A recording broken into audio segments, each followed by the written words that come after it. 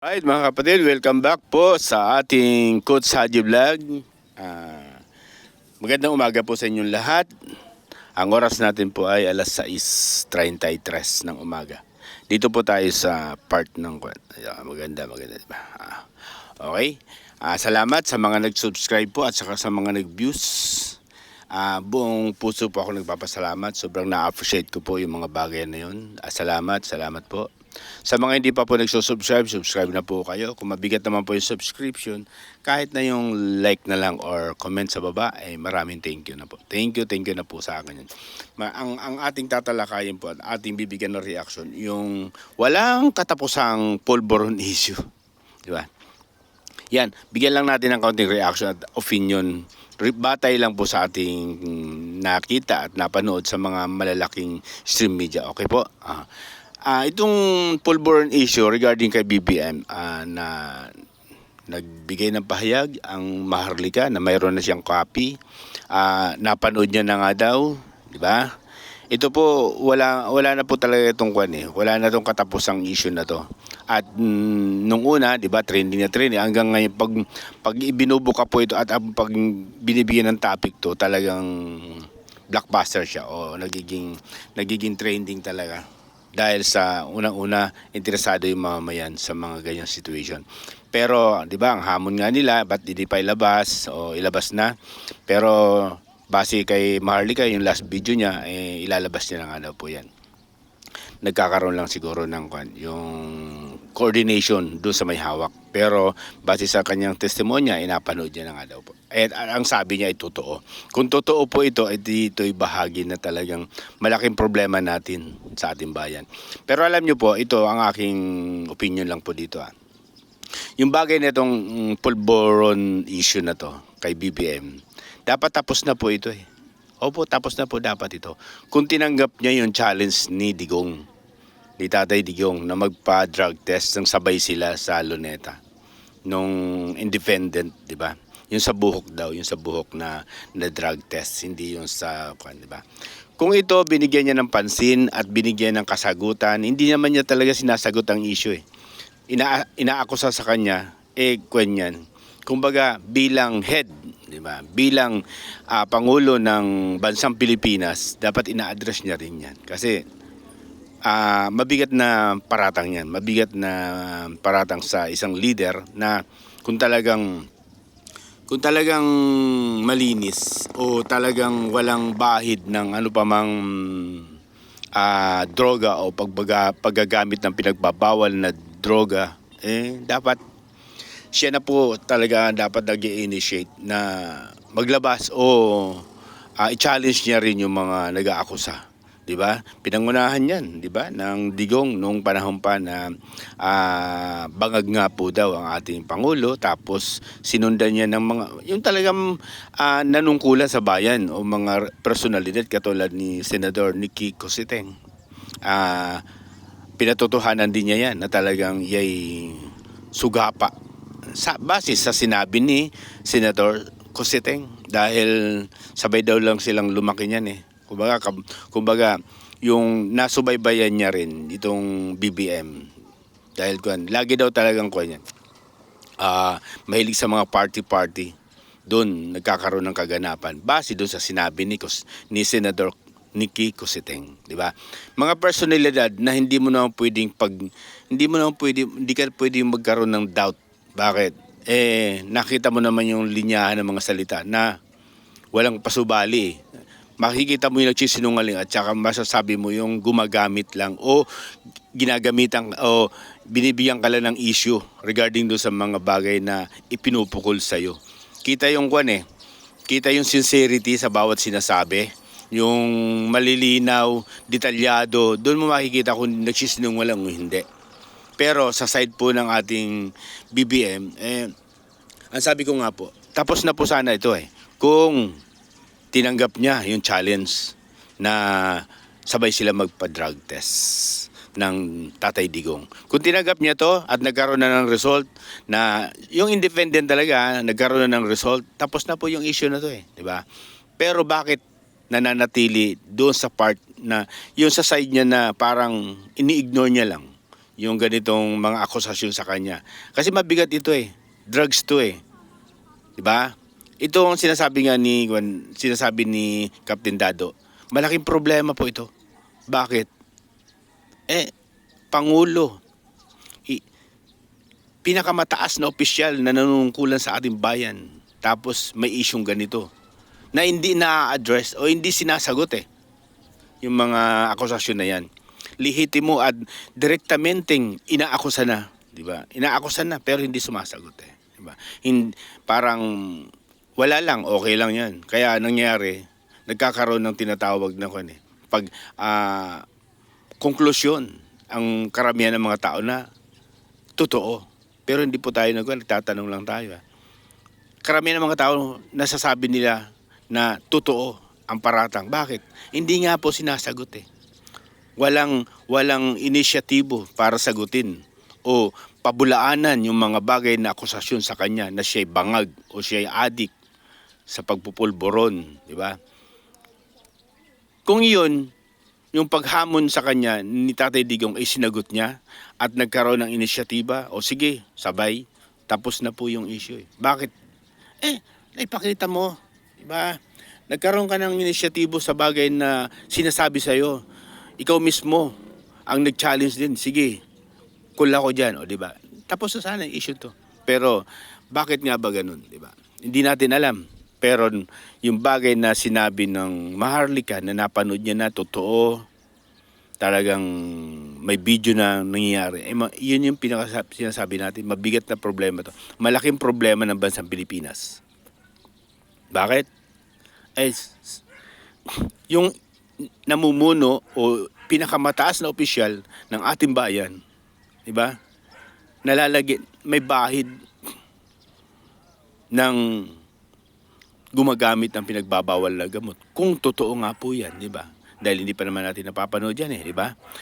Pero ilalabas na nga daw po yan. Pero, siyempre, yung mga sa part ng mga dumidepensa kay BBM, challenge na, ilabas nyo na, di ba? Ilabas nyo na. Pero, dahil sa mataas yung kredibilidad, nakita nyo naman po, di ba? Sa bawat ere ni Maharlika, di ba? Hindi siya, kumbaga, naglalaro sa 200,000, 100,000 yung views, di ba? Iyon makikita mo, di ba? Na talagang mabigat yan, yung ganyang akusasyon. Okay lang siguro kung mga hundreds lang yung mga views o mga kuwan dyan. Pero hindi. Talaga nagto-200,000, nagwa 100,000 yung views. Napakalaking, pero mo, ang daming, nanonood sila eh. Ibig sabihin, mataas yung kredibilidad ni Maharlika regarding sa pagsasabi ng ganito. Compare sa iba na pinabubulaanan, pero tingnan mo naman yung views, yung mga share, tingnan mo, lampaso. Kaya, ayun, nagkakaroon ng hatol o nagkakaroon ng isipin ng mga tao na totoo. Bakit? Hindi nga sinasagot, hindi ina-address yung issue regarding dyan sa pulburon na yan, pulburon issue na yan, na sinasabihan siya na bangag, adik. Ay base lang yan sa sinabi ng Tatay Digong at ni Senador Nicky Cositing. Mabigat yan. Tapos, sinugundahan pa ng Maharlika na nakita niya. Sobrang bigat yan. Nasaan yung kredibilidad? Nasaan yung... Ang iniingatan natin dito, yung bilang leader ng bansa. Di ba? Yung counterpart niyan. Kaya nagtinan mo, napapansin niyo po, wala nang respeto yung mga tao doon sa namumuno. Bakit? Hindi niya ina-address yung mga issue regarding doon. Tuloy yung mga tao, 'di ba? Yung mga tao, ayan, nawawalan na siya ng respeto, 'di ba? Nawawalan ng respeto. Bakit? Hindi niya sinasagot eh.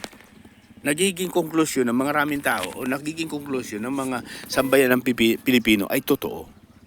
Kaya sabi ko, tapos na sana to kung sinagot niya, kinol niya yung challenge ng Tatay Digong na magpa-drug test ng sabay. Tapos na po sana ito. At makikita natin doon, bilang leader dapat transparent ka rin doon sa mga bagay na nakapaloob sa'yo, mula sa family mo, sa'yo. Dapat transparent ka sa mamamayang Pilipino, ipakita mo. na yung mga ganitong bagay na mabibigat na issue ay hindi totoo. Leader ka ng bansa namin eh, di ba? Leader ka ng bansang Pilipinas. Di ba marapat lang na ipakita mo ang pagiging transparent, ipakita mo yung pagiging malinis, di ba? Dahil kung totoo yan na bangag o totoo na adik, ay malaking problema po yan. Saan pupunta ang ating mga kabataan? Sasabihin nila, ba't kami ganito? Counting ko ni inaaresto nyo. Ba't yung pinakamataas? Di ba? Kung totoo nga po, di ba? Yung pinag-uusapan natin, kung totoo. Di ba? Ba't hindi nyo maaresto yan? O ba't hindi nyo matukang yan? Di ba? Kung totoo. Paano magiging totoo yan? O paano magiging hindi totoo yan? Dapat sumagot. Di ba? Sumagot siya doon sa mga paratang na yun. Pasubalian niyan lahat ng yan. Mawawala po yung issue niyan. Bakit? Pinatunayan niya na malinis siya. Pinatunayan niya na hindi siya ganyan. O, di ba? Hindi yung, may mga strategy nga po, di ba? Yung pananahimik daw, di ba? At yung hindi pagbibigay ng mga sagot doon sa mga paratang, para hindi daw lumaki yung issue. Hindi po to, malaki po talaga. Hindi lang to maliit na issue. Sobrang laki na po ng issue to. Hindi mapatay-patay. Ba't hindi mo i-address yan? Ba't hindi mo sagutin yan? Hindi ang paratang na parang kalye-kalye lang. Talagang buong Pilipinas, buong mundo, inaakusahan ka. O ano pang gagawin mo? Di ba? Ba't di ka sumagot? Yun lang naman po ang akin eh. Magpa-drug test ka ng transparent, marami nakakakita. Marami nakakasubaybay. Hindi yung, di ba?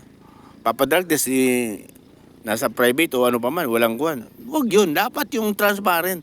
Kita ng buong bayan. Maraming nakamasid. Kuwan siya. Neutral. Yung magsasagawa ng drug test. Neutral. Di ba? Ganun lang po yun. Matatapos po yung issue. Ang bigat niyan eh. Yung ganyang kuwan.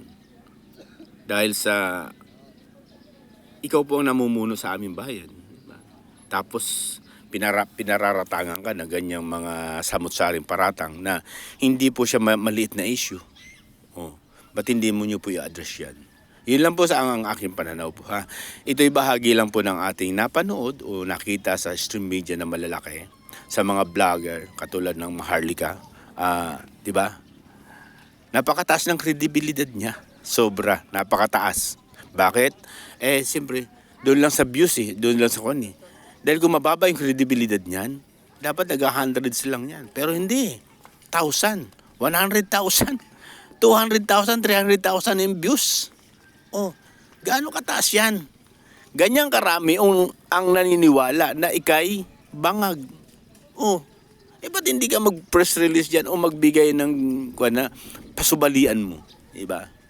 Diba malinaw po yan? Diba? Kaya sana naman, makita o ma-advise nung, di ba, sa gilid o nakapaligid kay BBM, advice na sige sagutin o magpa-drug test, di ba? I-advise nila yan para matapos na yung issue. Okay po, God bless po sa lahat at salamat po sa mga sa oras na ibinigay nyo. Salamat po dahil pinagpala at naway pagpalain po tayo at maging mapayapa po ang ating bayan at magkaroon ng katiwasayan ng ating isipan.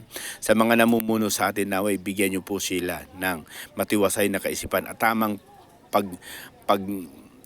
pagpapalakad ng ating gobyerno o ating bansang Pilipinas para maging maunlad na po. Huwag na po natin balikan yung mga tinatawag na negatibo para bumagsak uli o bumulusok muli ang bansang Pilipinas. Sana magtulong-tulong tayo. Basta ito lagi po sinasabi mga kapatid, malinaw pa sa sikat ng araw.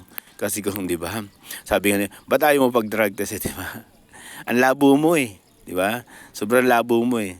Kung malabo yung, ito mga kapatid may bibigay lang ako ng maliit na kwento. Parang segue lang. Kung malabo yung sabaw ng pusit, di ba? Mas malabo ka pa sa sabaw ng pusit. Maniwala ka po sa akin. Magpa-drug test po kayo. Pasubalian nyo po yan, di ba? God bless. Sana. Ganun lagi po. Basta pag tama, magsama-sama tayo. Pag mali, mali. Okay, God bless. Thank you.